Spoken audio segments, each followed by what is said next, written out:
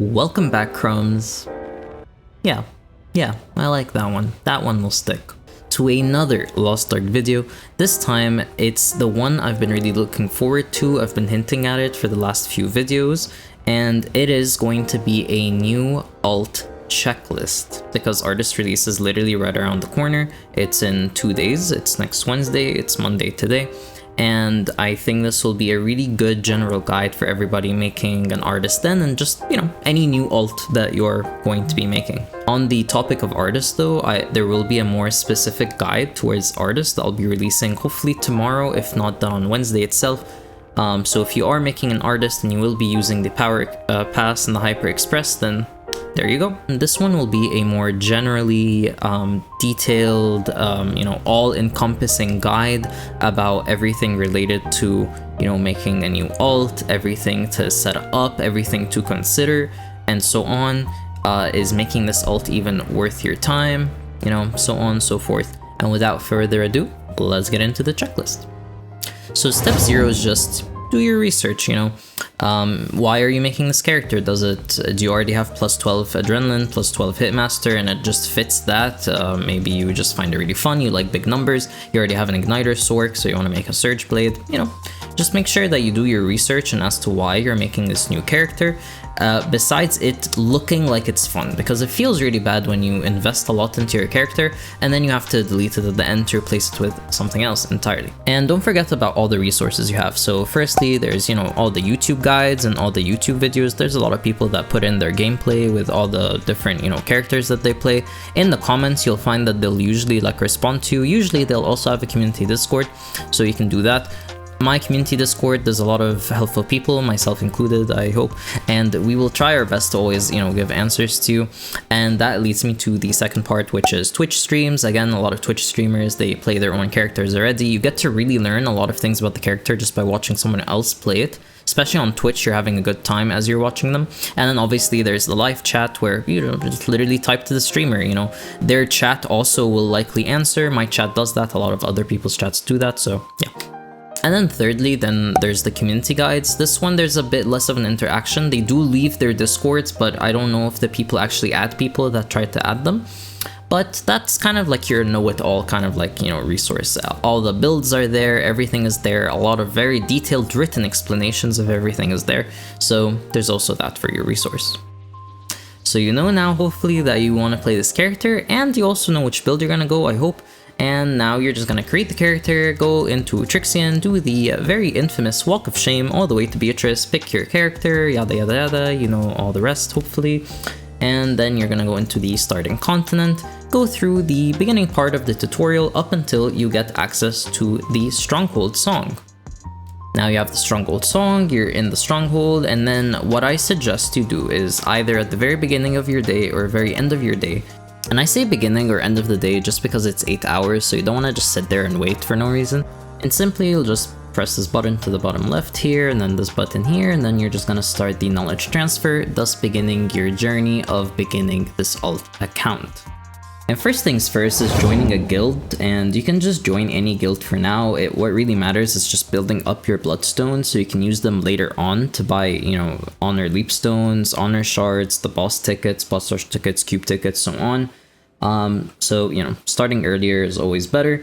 If there aren't any decent options at, like, you know, lower eye levels, then you can just wait until you're a higher eye level, leave the guild, and then join again. You only get into like a 1-day penalty if you leave your guild. Now let's begin setting up your cards. So I already have this one set here named Damage. If you're a damage character, ideally if you have Light of Salvation 18 or 30, you'll obviously have that on first. If it's below 18, do not put it on, please. If you have Lost Wind Cliff 12 or above, then put that on instead for the crit rate. If it's below 12, please do not put it on. It's very clear you're an agent if you do. Then there's this third option here. Some people have this from the Witcher event that we got. It's actually a pretty decent, gives you health and then gives you like a few decent random bonuses. If you don't have that, then probably Field Boss 2 is something that you have, just because they're all like rare, and that's, you know, a lot of card packs we get end up being rare anyway. And this one at least gives you health. And then if you're a support, you should also just have a, you know, health one for now.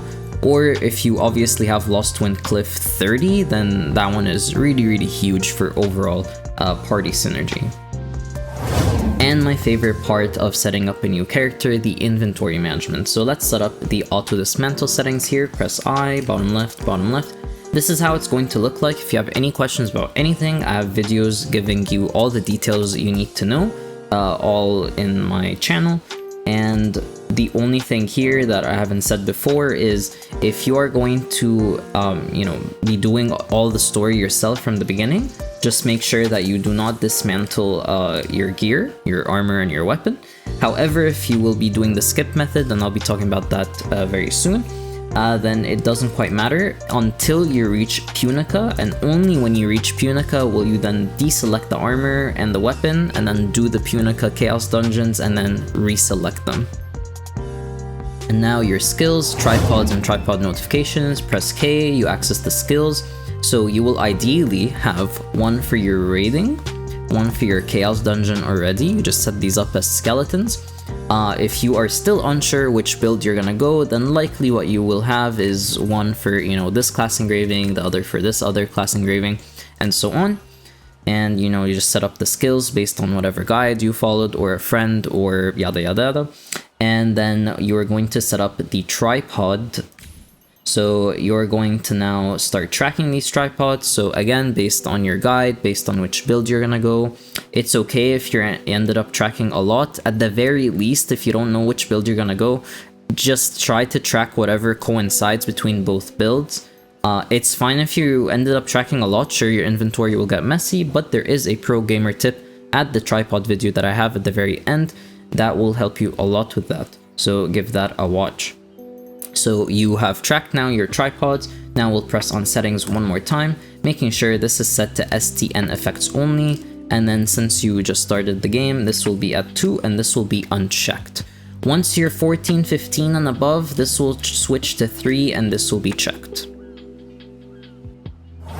Now another setting I love also very much, the press Alt-I to go into your favorite engravings. I have a video about this detailing everything you need to go through. I'll have at least the base skeleton of what I suggest you track in terms of favorite engravings. But don't forget to sort by name ascendingly. I said it right this time. And you will then track everything here based on what I have in the description or whatever you want to be tracking. And make sure notification settings here. This is checked. This I suggest 2. Some people have 1, but I really suggest 2. And do not forget to also track the 2 class engravings. Another thing to be tracking, and I don't think it opens up actually until you reach Yorn, but I'll just say it now. The fused gems to the bottom left here when you open up your inventory, auto fuse settings, and just make sure this is 3, and make sure that this is set to 2 or 3, because at first you'll be setting up your gems, because your gems will just look empty like this here. And you want to make sure you have a nice base skeleton, so whenever you get a level 3 or above gem, anything above than what you have, you already know to click on it and just instantly upgrade the gem. However, if you already have a lot of gold or you have a lot of other characters with, you know, a lot of extra gems, then yeah, you just save them, put them all in here, and just like fix up the gems if you want after you're done with Yorn. So if you're unsure which build you're gonna go through, that's okay. At least try to set up the base skeleton to have the skills that coincide with both builds. So Reflux, Sork versus Igniter, they both use that lightning skill, and they both use Blaze for the most part. Gunslinger, they both use the rifle skills. Deathblade, they both use that surge skill. So, you know, at least try to grab everything that coincides for now, until you figure out which one you want. And now for my ultimate favorite setting that I just made a video about yesterday, or 2 days ago, depending on how fast I finish this video, is mass presets. Press Alt-E, you open up the mass presets. Now, at the very least, you should have your raid preset and a chaos dungeon preset. Or if you're unsure about both builds, have one for this build, have one for that build, and whatever efficiency in chaos dungeons will wait a little bit. It's really important figuring out your build. That's what happened here on my Reaper. And funnily enough, the lunar one ended up being my raid one, hunger ended up being my chaos one, but you know, I'm still going back in between them both just to figure out what I really want to play. And as for which pet to use actually, well, I mean, you know from the guides or from community guides or a friend or whatever, you know which stat you're going to go for. Lunar, for instance, almost always goes spec. Hunger almost always, I think, goes swiftness. I think sometimes spec, or it's like a 50-50. So, you know, Lunar here, that's why I'm using my spec pet, and then for Hunger here, I'm using my swift pet. And then Honey Bunny, if you have something for crit, then, you know, your crit pet and so on. So, you know, depending on your builds, you can already know which pet you should have here, making sure that whenever you do change the build up, that, you know, you make sure that you fix them as preset. And congratulations, you just finished a lot of the initial framework building of your alt character. May it forever live to be very efficient. Now, you now have 3 choices to begin progressing your character. And depending on the character that you make, I will have different recommendations for you. So I have neutral recommendations. This one is really up to you and what you're really up to. So if you are a destroyer, gun lancer, or artillerist, these have fantastic AoE, fantastic early game damage, but they can be a little bit on the slower side. So while they can do a lot of solo content on their own super easily, trash mobs ain't a problem, boss mobs aren't a problem either, they can be really slow and really sluggish, and it can get really annoying really fast. Now, if you are a Soulfist, Reaper, Arcana, or Deadeye, these people are great and for late game damage, but they are really bad early game. They will struggle in solo content. They are really fast in general, so trash mobs to them aren't a problem, and just zooming around the map also isn't a problem. But if you are soloing everything and you don't have a friend to help you with bosses, you're gonna struggle a little bit with the bosses in the dungeons. And these ones I'm not too sure, so Deathblade, War Dancer, and Striker. Pen on paper, they sound like they wouldn't be too bad. I feel like they should be able to, you know, handle a lot of things on their own, but I don't want to give you guys false information. I simply do not have enough data to support this, so I'm keeping them in the unknown bracket of the neutral recommendations for now. Now, the lazy / time efficient bracket, these are your supports, Shadowhunter, and Machinist. They will struggle to be doing the story on their own, so a knowledge transfer all the way through might be my heavy recommendation for them. You can manage, it's just gonna take a little bit longer and you will be really frustrated as you're doing everything. Now for the characters that can manage the early game, like Scrapper, Glavier, Gunslinger, Berserker, Sorc, Summoner, all of these people can manage without a problem, have enough damage, and they have enough speed to be zooming around, do everything, kill trash mobs, kill bosses.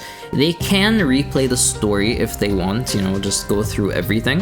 However, I do not recommend that still, even though they can do it easy peasy. What I do recommend is actually the skip method. So the skip method is simply that you will just South Vern, knowledge transfer, you will then hone up your gear to 600, you will then actually go into Yorn and do it, and before you go into Yorn, you can actually buy the Yorn gear straight away from the auction house, and just level that up and just zoom through Yorn super easy, as you're over-gearing every single thing.